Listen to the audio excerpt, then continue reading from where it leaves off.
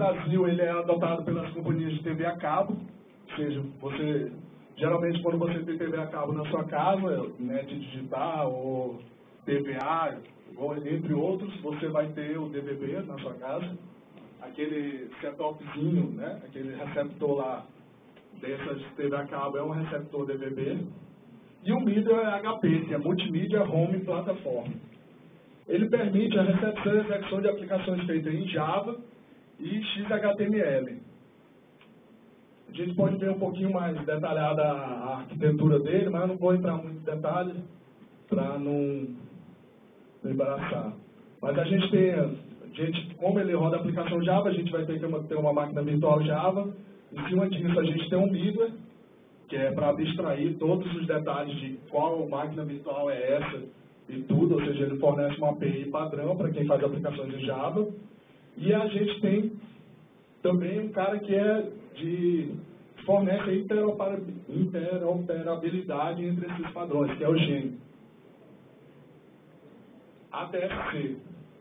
TSC é o padrão norte-americano. Ele tem o enfoque dele, era na época, como foi um dos primeiros, o enfoque dele era TV HD. Eu só quero saber de receber TV em alta definição, que era o que estava na moda na época, né? Então ele é utilizado nos Estados Unidos, só isso já é um padrão importante, né? Canadá, Coreia do Sul, Taiwan. A Argentina pensou em adotar ele durante um tempo, mas aí desistiu, acabou adotando o nosso. E ele tem um sério problema para recepção em áreas que são muito internas, por exemplo, dentro desse prédio, onde tem muita parede. Ele tem um problema, a modulação dele tem um problema que não consegue atingir essas antenas muito internas. Além de não ter dispositivos móveis e portáteis, ou seja, você não vai ter o padrão norte-americano para dispositivo, para celular, para TV portátil, para laptop, não existe. Eles estão fazendo agora uma revisão no padrão para poder incluir isso, mas hoje não existe. O único que consegue isso é o padrão japonês e o brasileiro. Vamos saber por quê, né? Bom, o ISDB, que é onde o Brasil conseguiu estender e criar o seu padrão, ele tem uma série de vantagens na modulação que ele usa, né? Você tem flexibilidade de operação, você tem hierarquias de resolução, ou seja, eu posso mandar vídeo Full HD, HD, SD, LDTV, para ele não tem problema, ele consegue disponibilizar isso tranquilamente. Boas recepções em áreas internas, em áreas externas, em dispositivos em movimento, que seriam os móveis e portáteis. E ele define duas normas, né? Que é a ARIB B23 e a B24, que é em relação ao MIDA. B23 é baseado no MIDA MHP, então é Java, e a B24 é baseada numa linguagem parecida com o NCL, chamada BML, que é uma linguagem também de marcação XML. E agora a gente tem o nosso querido SBTDB, que é o Sistema Brasileiro de TV Digital. No começo se pensou muito se o Brasil... teve aquela discussão, né? Lá nos primórdios, 2004, 2005, quando começou essa discussão, se o Brasil ia fazer um padrão novo, se ia adotar um padrão de alguém. No começo se pensou muito em adotar o padrão dos Estados Unidos, até pela influência que tinha aqui no Brasil, política, economicamente. A Europa não quis nem saber do mercado brasileiro. E o padrão japonês interessou muito o Brasil, porque como veio depois desse, já tinha muita coisa melhor do que o norte-americano e o europeu. Então o Brasil falou, vamos pegar o padrão japonês, que já tem muita coisa boa, e vamos ver o que tem de melhor e colocar. Ou seja, então ele já pegou o padrão ISDB, que é a modulação, a transmissão, todo o sistema de transmissão é o melhor que tem, e colocou a codificação, que é o H264, que a gente viu, consegue codificar muito o vídeo e consegue essa hierarquia de resoluções. E uma boa notícia, né, para todos aqui, porque vai abrir mercado para a gente lá fora também, é a adoção desse padrão de transmissão brasileiro em vários países do Mercosul, como Argentina, Peru, Chile, Venezuela. Outro dia o presidente de Cuba também falou que tem que ser o padrão latino-americano, ou seja, está sendo estudado também. Angola, na África. Ou seja, a tendência é que, como é o melhor padrão, e foi o último que foi criado, os países que não têm TV digital, eles vão adotar o nosso padrão. Equador, entre outros, né? E tem como principal vantagem, além da codificação H264, a gente tem o MIDA Ginga, que é o MIDA, que é 100% nacional, desenvolvido lá na PUC-Rio, em conjunto com a UFPB. Vai falar mais do Ginga em profundidade na palestra que vem a seguir. Mas é a inovação brasileira, 100% brasileira, e eu posso dizer, através de estudos e de comprovações técnicas, que é o melhor MIDA hoje em dia para a TV digital. A gente vai saber por quê na outra palestra. Bom, aqui mostrando um pouco mais, né, de por que a gente precisa do Ginga, porque a gente tem toda essa parte de hardware aí, mostrando um pouco os padrões de referência, né, do sistema brasileiro.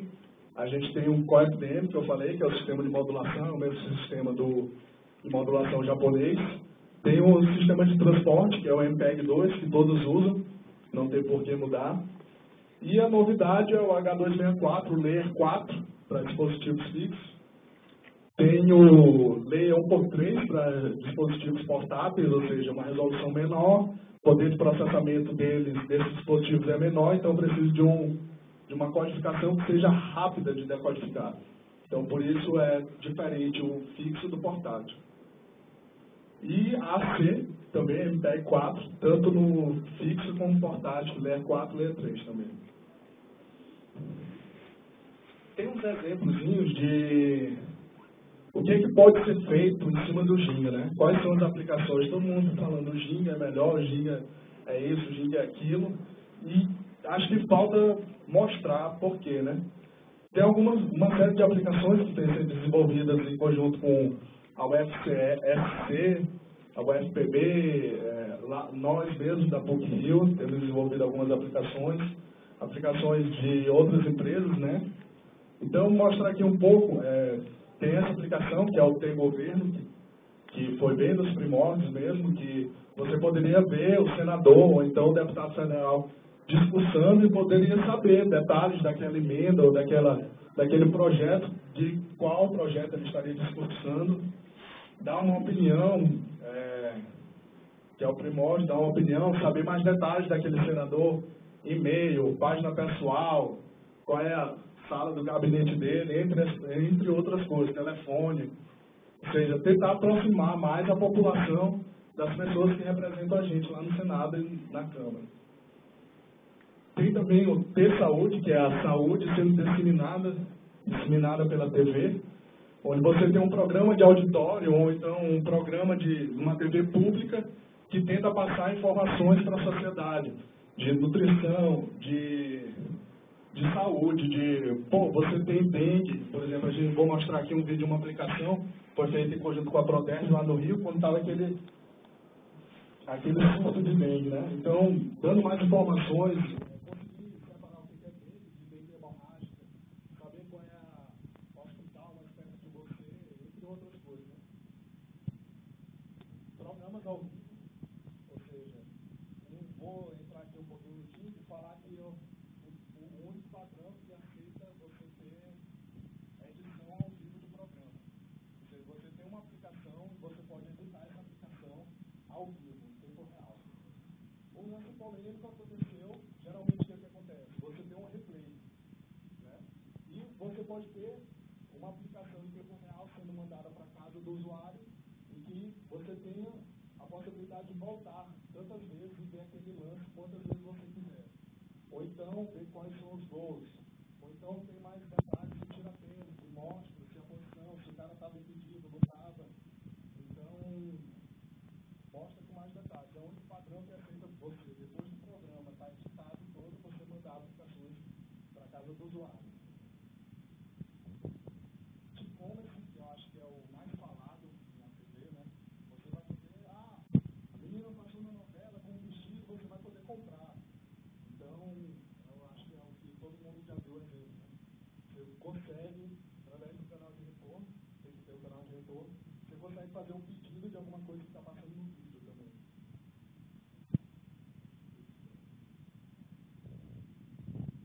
Vou mostrar aqui os 3 vídeos.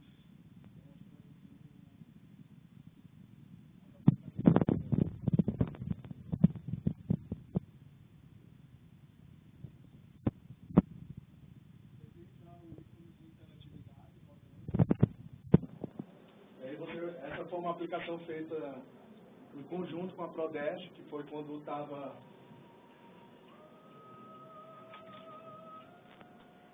o surto de dengue. Você poderia saber informações de combate à dengue, o que você pode fazer para não ter, né, o mosquito da dengue na sua casa, não deixe água em pneus, entre outras coisas. Ali você tem o slide mostrando o que deve ser feito, sintomas principais, qual a diferença da dengue hemorrágica para a dengue normal.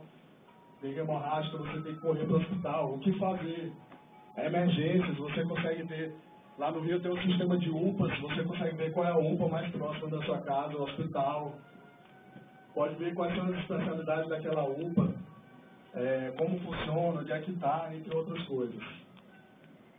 Uma série de informações que você pode trazer, e você pode perceber que não está nada semanticamente relacionado com o vídeo, ou seja, a aplicação está rolando e não tem nada a ver com o vídeo, ou seja, nem sempre eu preciso ter aplicação relacionada com o vídeo.